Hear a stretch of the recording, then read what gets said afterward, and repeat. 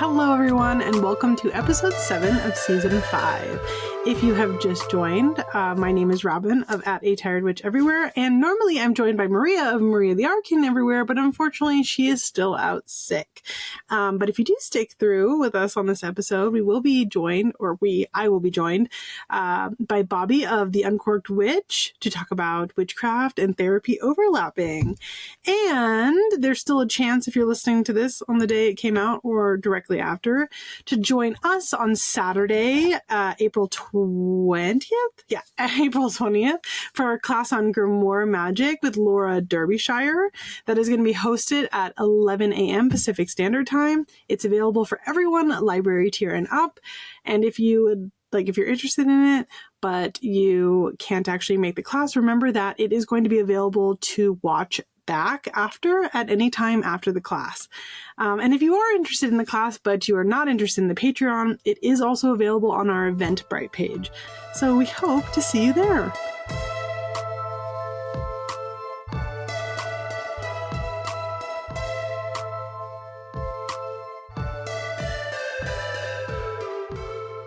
If you've just joined us this week, every week we talk about upcoming lunar phases and how you can utilize those in your magical practice.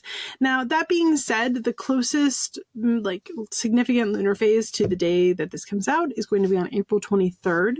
That is the full moon in Scorpio. As Maria and I have talked about a few times on here, definitely utilize moon maps, moon apps to 100% check in your area with what's going on in terms of planetary alignment. So that way you're for sure on the full moon in Scorpio. And this isn't one of those situations where I'm saying that, but yours is totally different. So definitely use moon apps to double check. But for where I'm at, we're going to be on the full moon in Scorpio on April 23rd. And the full moon in Scorpio, I really like because I feel like this is a great moon that utilizes something very similar to the new moon, but in the full moon's position. Scorpio in general is very mysterious. It's got this kind of shadow work, shadowy, mysteries of the night, energy. And so we can utilize pretty closely this symbolism that we see in death and transformation work, which typically we would align with a new moon. And so because it is a full moon, I feel like we have this kind of new moon energy just kind of really ramped up into something a lot stronger. So for me personally, if I was going to recommend any kind of magical work, I would suggest you looking to symbolism that we might see in the death card, that strong, abrupt transformations, and apply that to whatever is relevant in your life right now. So maybe you need some radical change. Maybe you need some strong pushes to flipping that next page in the chapter of your life. And the full moon in Scorpio, in my opinion, is a perfect time to do that. It also is a really good time to focus on any kind of control magic. So maybe you're feeling out of control or you need more control in a situation. This would be the time that I would utilize that. I know that we have situations in magic that deal with things like domination magic and stuff like that. And I'm not going to get into the nuances of domination magic on whether or not you should or should not do it. But if you are somebody that is utilizing domination magic or considering it, etc., this is a great moon for that. So I would give it a try. I don't know.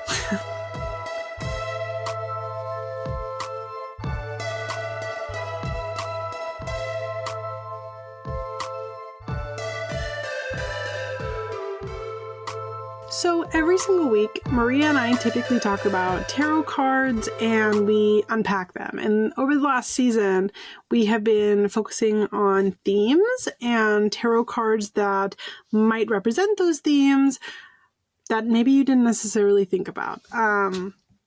And because Maria has been gone and things have been a little kooky, I thought that we could talk about stress. And not just stress like cards that represent stress, but how stress might be affecting other situations in your life. So let's say you pulled this up as like a signifier card or pulled for more clarity on why a situation is being manifested the way that it is.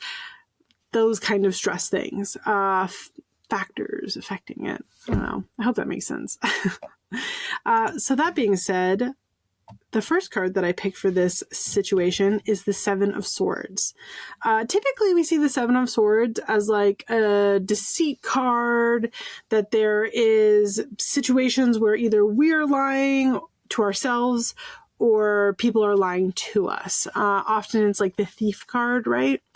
And Seven of Swords as a stress card, to me, makes perfect sense, because often a big part of why we hold on to stress the way that we do is because we are not being totally honest with ourselves about what we can and can't handle, as well as the boundaries that surround that. So typically speaking, the deceit in this situation is the fact that we're cheating ourselves out of a break.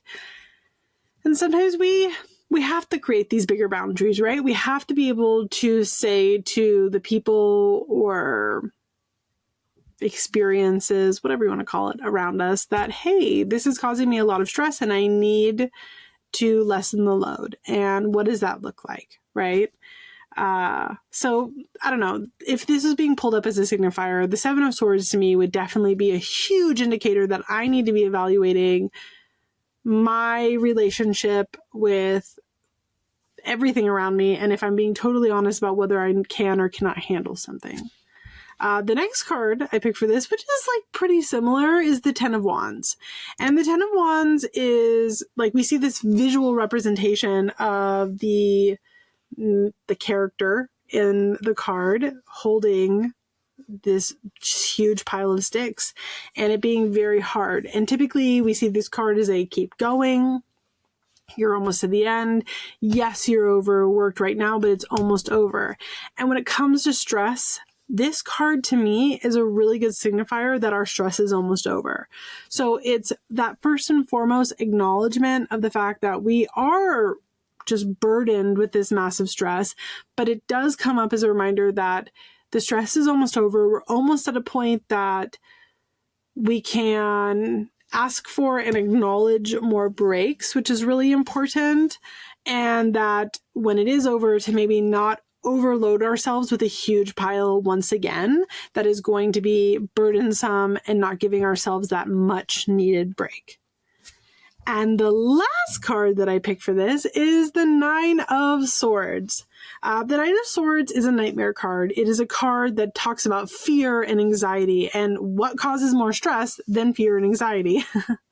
When I see this card in readings, typically it suggests that while things are nightmares, the important thing about nightmares is that they're not always telling the full story. So we have these cards that come up that the anxiety and stresses that come with it might be so real and so valid. But our worst nightmares are not necessarily exactly how it's going to play out. So it's important to check in with ourselves that, is our anxiety causing an overwhelming amount of stress to the point that it's not telling us the truth? I hope that makes sense. That it is not being totally honest with us. It's one of those situations where it talks about how our feelings are valid, but our feelings are not always rooted in the full picture of reality. And so to kind of just check in with ourselves, check in with our bodies. Like, are we feeling overly stressed, overwhelmed, etc., about something that is totally true and totally honest? Because our feelings are valid, but they aren't always being honest with us about things like that. So I hope that makes sense. And I hope that when you guys get these cards as clarifiers or signifiers in a personal kind of touching base with the right now, that helps a little bit.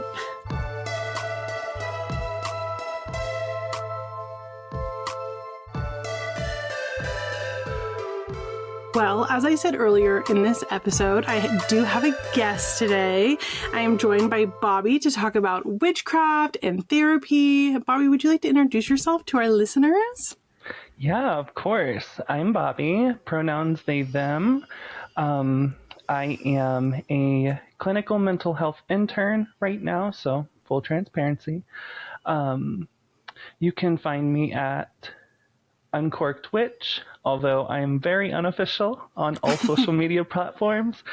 Really just a shit poster, and all of my opinions are there, so very unprofessional, but we It's like to fun. bridge the gap between professionalism and fun things. Yeah. I mean, you've seen my gross posts that I post all the time on my face. It's okay. We can be I both love things. it. Exactly. Honor all the parts. Exactly. So Maria's sick. It's just me. I don't know why I'm saying we. If I say we in this episode, guys, just Maria's here in spirit. So I have brought Bobby on today to talk about overlaps in witchcraft and therapy, just mental health in general. And so starting off strong, what would you say you think the biggest misconception is with the overlap of the two? Well, that's a really hard question because I feel like there are so many misconceptions, especially now because both fields and both ways of being are so stigmatized still, and we're still trying to unravel what they even mean, and they can mean so many different things to so many different people. And I think that is one of the biggest misconceptions, is the intersectionality between witchcraft and therapy. And at the same time, witchcraft is not therapy. But witchcraft can be therapeutic. So I feel like the two can be really great additives for each other, but one does not negate or replace the other. Absolutely. Yeah, I love to say that witchcraft, any kind of worldview, whether it be religious, spiritual in nature, I feel like they really lay the groundwork for how to approach therapy rather than them being therapy themselves. Yeah, I totally agree with that.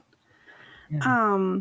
So one of our big questions, because I did open up questions to our Discord for what they would like to hear you talk about, and this came up a few times. So one of our big questions was, when you go into any kind of mental health work, what is something that you do to protect your own energy when you're kind of dealing with so many emotions, both super high and super low, etc.? Yeah, there are quite a few things, and this is where I will say my background as being a witch really prepared me for this profession. Because I've been practicing since the ripe age of 13, one of those millennial witches that found their way online first. Thanks, Life Journal. Exactly. So yeah, a lot of the same basic principles that exist already within the witchy community. If people do readings for others, I'm sure a lot of these basic skills will sound familiar. A lot of the grounding yourself, using visualizations as a way of protecting your energy, and really making those things personal to you. And the way that you practice is, just going to solidify that protection. And then I will say, there are other more material ways, like having a great supervisor, having your own therapist, having some of these more material avenues of grounding, good support system, things like that really help therapists, in my opinion, stay grounded in their field or in their profession. I'm trying to move away from the word field. You may hear me say it a few times. I'm going to try to use profession. But yeah, I feel like that answers the question. But I definitely do.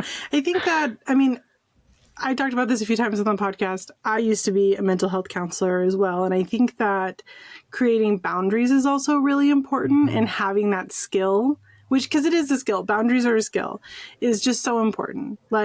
Whether it's spiritual or literal in the mundane. Absolutely. Yeah. And that's one thing I think new therapists struggle with, is boundaries and setting, and where do those professional boundaries begin and the rapport that you build with your clients. Where does that intersect, and where's that liminal space? Because it's not going to look the same for every client. And I think that's what makes it part of the practice, is like you have to kind of feel it out as you go. Totally. Yeah. I think that's good advice. Yeah. So the next question our Discord had was, what is your favorite way to incorporate magic into therapy? I love this question because to me, like, and this is where, you know, in the profession of therapy, I love my disclaimers. This is something I tell all my clients, anybody I work with. I love disclaimers. What I say is going to sound different. If you ask another therapist this question, it's going to be different. For me, therapy itself is very sacred. It is a part of my practice as a witch as well. And I think it can be interesting to think of therapy as magic. Like, you know, I said therapy is not witchcraft, but Right. therapy is magic in a way. To Sure. me, again. It's transformative, and magic is transformative. Yes. Yeah, and it's ceremony. Like, therapy and creating that therapeutic container is a ceremony. It's a ritual. And I think some therapists can do a better job at creating that container where others might just jump right into the session. Like for me in my practice, I like to... and, you know, this is a conversation I have with clients during like intakes to let them know how the session's going to go.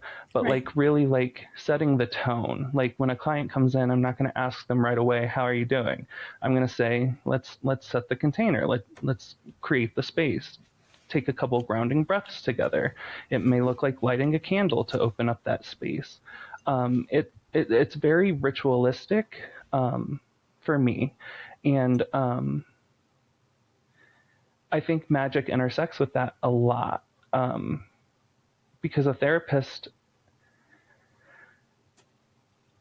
moves in and out of the unconscious and conscious in ways that are very similar to different types of spiritual practice. The same skills are present, and I think, like I said before, that can look different depending on, you know, if you ask a therapist right. who's very based in the medical model, they're going to be like, therapy is ritual. You're crazy. Get out of here, you Jungian analyst. And, you know, you ask a Jungian analyst and they're going to be like, absolutely. We can dive into all, you know, get very poetic with it. So like, I don't know. I think that's kind of a good thing though, because I think that a lot of people who have never done therapy think that it's a one-size-fits-all model, and that's a really big part of going through a mental health like wellness journey, is finding the support team for you that is going to suit you best, reflect you best, and also understand you the best. Absolutely. So that leads me to my next question. This actually is really seamless. Did that on purpose. Which is, if you were looking for a therapist and you wanted to find one that was going to be respectful and understanding of the fact that you do have this layered spiritual belief, what would you recommend to people in terms of like questions to ask or things to consider when trying to find a therapist that might be right for them? That's another great question. And I think that really like is gonna again be different for person to person. I would suggest, I love Psychology Today. There are so many filters that you can use on Psychology Today to find a great therapist. Like they have a website? Like Psychology Today? Yeah. Yeah, you can, like, they have a whole network of therapists. You can go in there and like search your local area. I did not know that. This is news for me.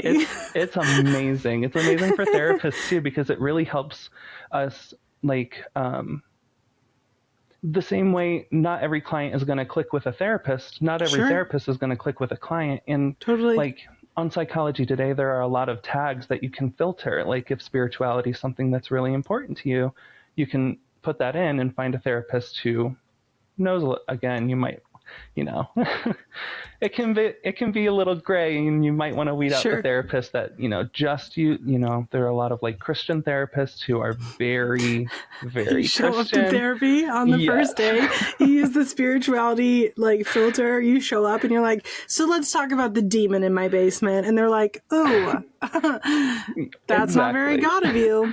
Right. Yeah. So you want to weed that out, and that can definitely happen.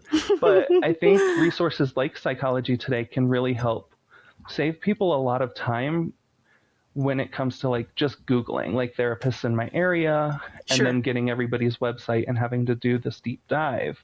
Yeah. So overwhelming. You know, yeah. And quite frankly, if you're going through a personal situation that's very traumatic, I can imagine trying to wade through the Google results would not be very fun. Exactly. Yeah. And then to find, you know, do all that work to find maybe 3 therapists, and then none of them click with you because, you know, their website was really cool and appealed to you, but their modalities don't. And that's another thing is with the questions to ask a therapist, like ask them what modalities they use. Like if you know CBT isn't going to work for you, don't go to a therapist that specializes in CBT. You know, we all use it, but you know, some use it more than others. Yeah, it's going to be one of those things where, you know, if that's their primary focus, then they probably are going to be less inclined to consider other pathways for you. Absolutely. Yeah. I would say, that's not what I meant to say. I would ask you to elaborate, if you would, on other questions that we could ask overall that maybe like, because when you do an intake with a therapist, right, usually the first a couple sessions are like get to know me kind of sessions.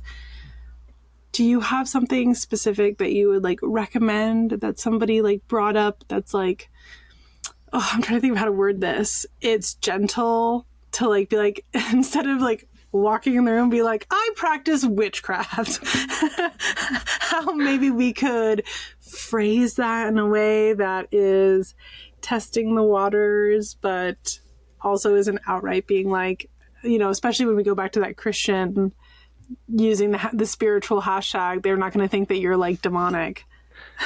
Yeah, satanic panic is real. It's so real, and you have to protect yourself, like you, because, and this is something I'm a big advocate for as well, is therapists can be cops. Therapists can police you and, you know, tell you your spiritual things that you're experiencing aren't real because they're trained in Western modalities and they don't necessarily have space to subscribe to that mindset. Yes, exactly.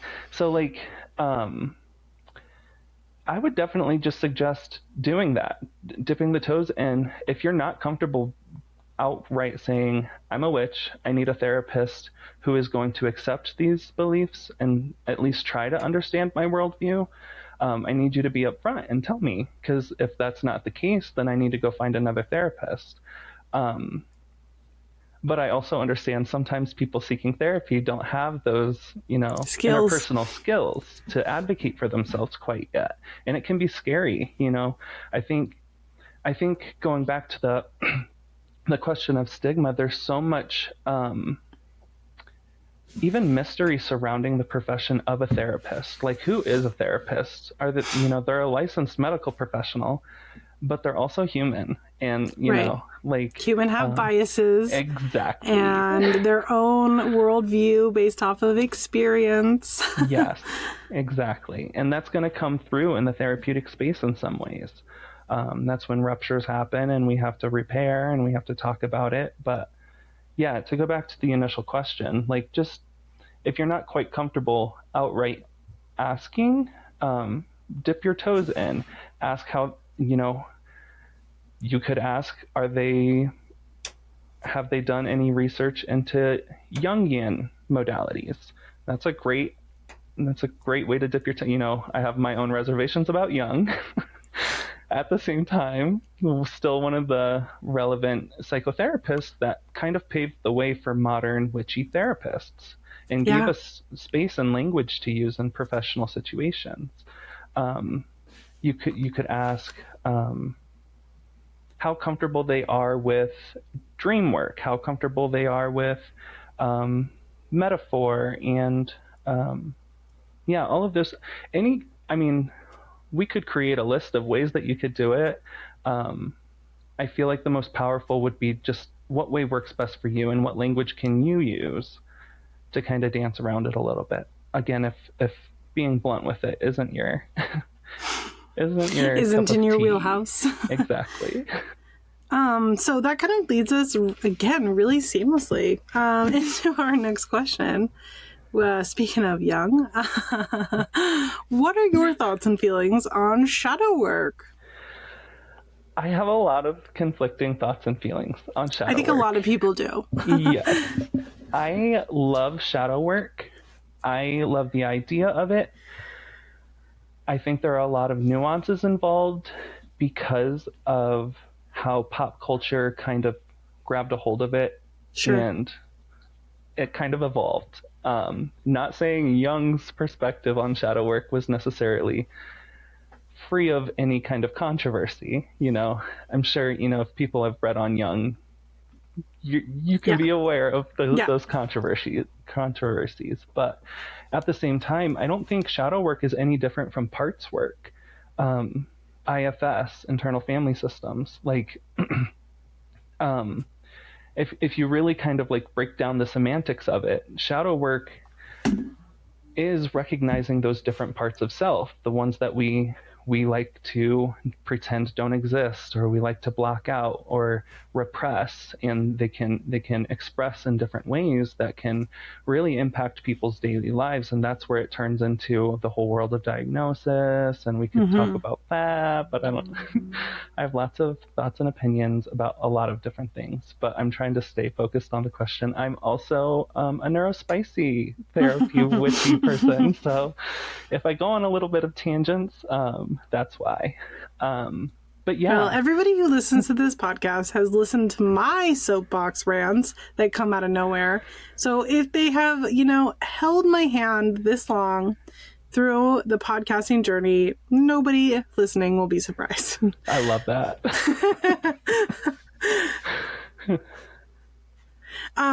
So going off the shadow work situation, she says, listen to me. The shadow work concept is probably a better word to describe it. What red flags should people consider if they are doing shadow work at home, and it being a general signal that, maybe this isn't the right thing for me to be doing right now, and I should be seeking help elsewhere? Yeah, definitely. If you're experiencing any of those activations or any of those going into emotional dysregulation to a point where you are no longer able to move about your day in a way that is, how do I want to phrase this?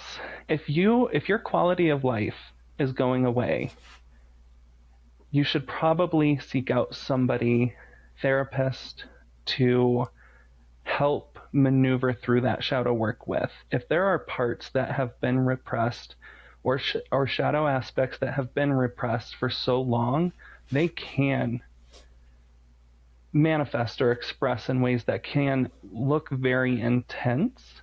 And this is where I think we can go in a lot of different directions with different types of therapists. Though, even the shadow work self-help journals they were huge on TikTok for a time.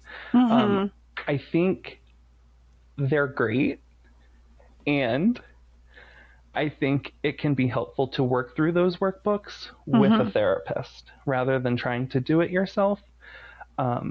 Especially if you're, not to interject here, but especially if you're somebody who is unpacking a lot of very deep, very personal, possibly traumatic situations, and you're using shadow work to deal with that, that's amazing. But we might not always have the tools on our own to navigate these situations, and having somebody who maybe has those tools would be a really good thing. Absolutely. To help us. Yeah, exactly. And that just takes me to the social systems and how we're all westernized, and we are not taught these skills growing up. We are not Yeah. taught emotional regulation skills. We're not taught how to co-regulate or even regulate ourselves. Like, these are things, I mean, if you had great parents that, you know, that's pretty rare though, like taught you these At least in skills. our generation. Exactly. I know, like parents now, like there's some like gentle parenting, like there are so many ways, like this next generation of kids. My best friend has 3 boys, and like the way I've seen her parent her boys, I'm just like, they're gonna grow up with such great emotional like communication, and like are they even gonna need everybody's gonna need therapy one day for Everybody's going to need something. therapy one day. It's But just like going to a doctor. Even if you're super, Exactly. super healthy, your brain is just as important as your heart and your lungs and your Absolutely. stomach.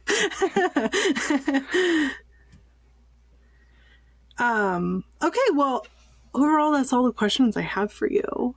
But I would like you to have a moment here that if you would like to remind our listeners where to find you, or if you have any leaving notes that you would like to leave them on, yeah, if you could just give us that space, that would be great. Yeah. Again, you can find me at Uncorked Witch. I will say I am on Instagram. It has been very sporadic on Instagram.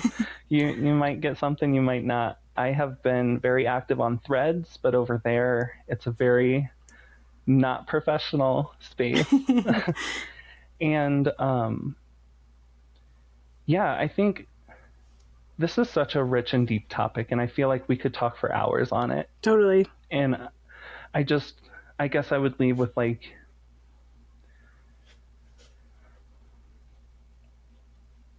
being a witch doesn't have to differentiate from being a therapist. They can be one and the same, they can be completely different. It really depends on how you define both things.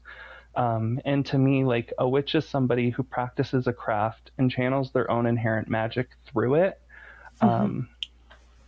And yeah, it's been a big part of my practice. It's been a big part of my path and what led me to be a therapist in the first place. That's been a very long road of dodging and weaving around professional licensure. And then I was like, fine, I'll do it. But yeah, I think, yeah. Perfect. Well, thank you for joining me today on this. And Maria, although she's not here, I know that her spirit is also thanking you. Thank you, Maria.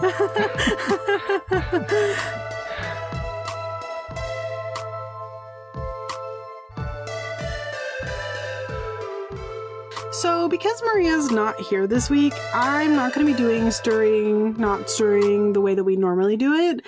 And I'm not going to do not stirring at all because I feel like by myself talking about things that I'm not vibing with is kooky.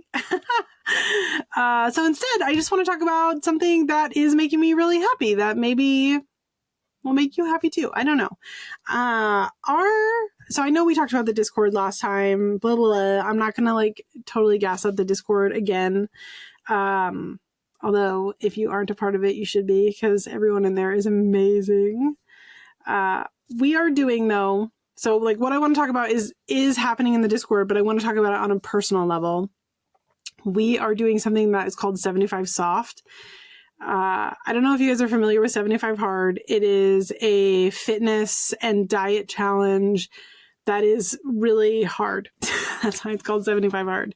But we're doing 75 Soft, which is the exact opposite of that. And it's been really good for my mental health. And that's why I want to talk about it. And actually I can share it I can share the challenge on social media. So maybe I'll do that when this episode comes out. That way, if you want to do it, you can too. But it is a challenge that the challenge is you do one thing from the challenge every day. And that's just the goal. Now, ideally, you would do more than one thing. That would be great. But it's one of those things where you don't have to do everything like 75 Hard to be fully contributing. And in 75 Soft, our goals, so you hit one thing a day, is 2 liters of water in the day, 30 minutes of some kind of movement, having a fruit or vegetable with every meal that day, 5 to 10 minutes outside. So just being outdoors and getting in the sunlight is a goal. No impulse spending. That one has been really good for me because I do pause and think about stuff before I buy it. And it's caused me to like put stuff in my cart and let it just kind of sit there for a few days. And I'm still thinking about it a week later. I've been allowing myself to get it. A daily picture in our little thread in Discord. That's a goal. A goal is literally just showing up, reading 10 minutes or 10 pages in a book or 10 minutes in an audiobook and saying something nice about yourself. And I think that's really nice. The goal is to do at least one thing. And in the Discord, we're using it just as like an accountability thing. Obviously, ideally, you would hit everything, but unlike 75 hard, it's really okay if you don't. Like, it's not the end of the world. This is literally just a motivational thing to make people feel nice about themselves and to do something nice for their body. And so I think it's really nice. I've been really enjoying it. It's been super good for my mental health, and it's been pushing me to get outside and go on walks. And like, my walks are at a snail's pace. I do a mile. I mean, mind you, I've got a toddler, but I do a mile in like 40 minutes. Our bar is on the floor. Okay. And like I said, I've got a toddler, so we do a lot of stopping to pick flowers and stuff. So that is a nuanced part of the walk. But I've been really enjoying it. It's been making me super happy. And I feel like I don't want to speak on behalf of other people, but I do feel like it's been nice seeing other people like talk about the nice thing that they did for themselves that day. And it's made me really happy. I don't know. And if you implement something like that in your life for, 75 days, I think that would be very nice. Obviously, I'm not trying to like diss 75 hard. I know that there are some people that are incredibly committed to that kind of dedication, and good for you. That makes me so happy if it makes you so happy. But not all of us are into that. And so I feel like this has been a really good, compromise to it, where it's just doing at least one nice thing for your body a day. It's been nice. I don't know. I really enjoyed it.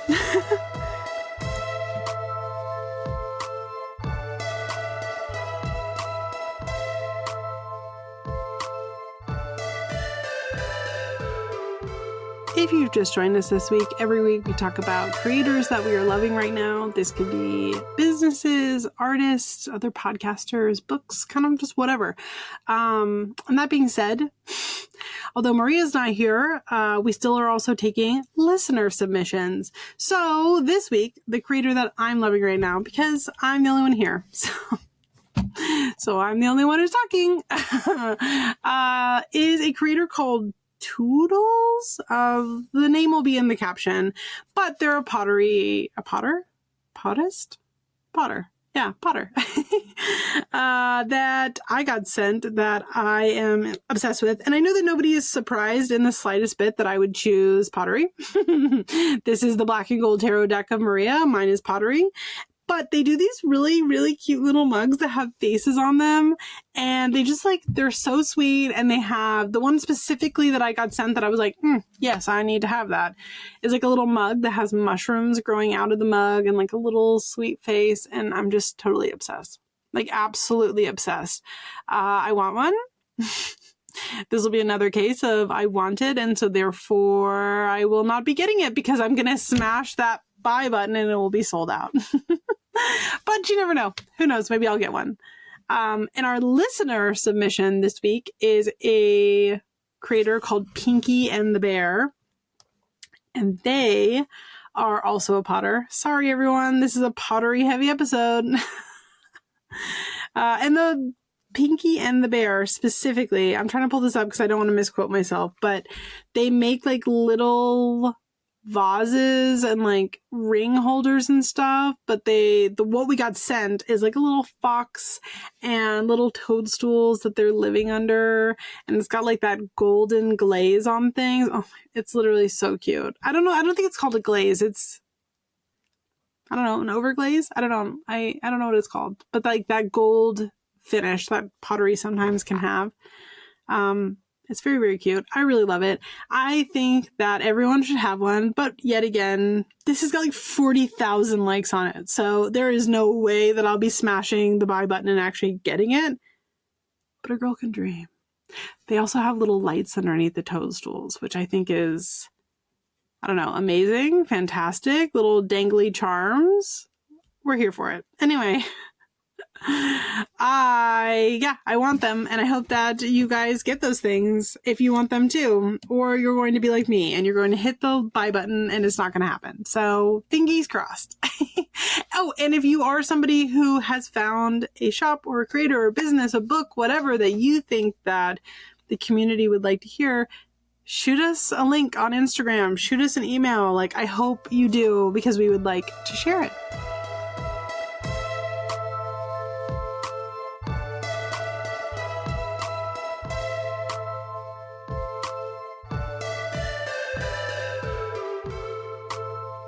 Thank you all so much for joining me this week.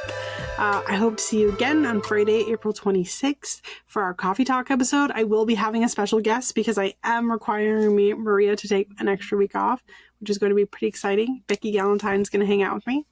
Or you can join us on May 3rd for the 8th episode of season 5. And hopefully Maria will be back for that.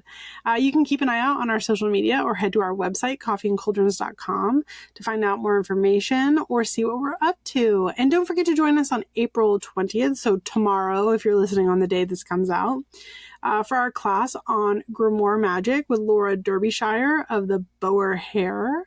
I think that's going to be pretty great, and I hope to see you there. As a reminder, if you'd like to join us on the class, but you are not available at that time, it is available for library tier and up to watch anytime after the class. Additionally, our Patreon, Magical Beginnings, offers special 25-minute part 2 episodes, which will be starting again as soon as Maria is doing better. A huge library of articles about witchcraft, a Discord community, which has like 8 events a month. It's crazy.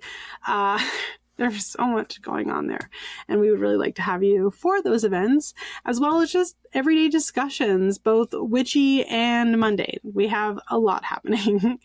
And we even have a tier that offers one-on-one mentorship with Maria and I, so we would love to have you for that. And if you are loving our sexy, sensual, just chef's kiss voices, we would love it if you could review us on whatever streaming service that you are tuning in from, whether that's Apple Podcasts, Spotify, or somewhere else. As well as if you're watching this on YouTube, if you could give us a subscribe and a like, that would be wonderful. So again, this is Coffee and Cauldrons with just me today, Robyn from At a Tired Witch Everywhere, and a special thank you to Bobby the Uncorked Witch for hanging out with me today. We hope that we will see you next time. Bye, witches!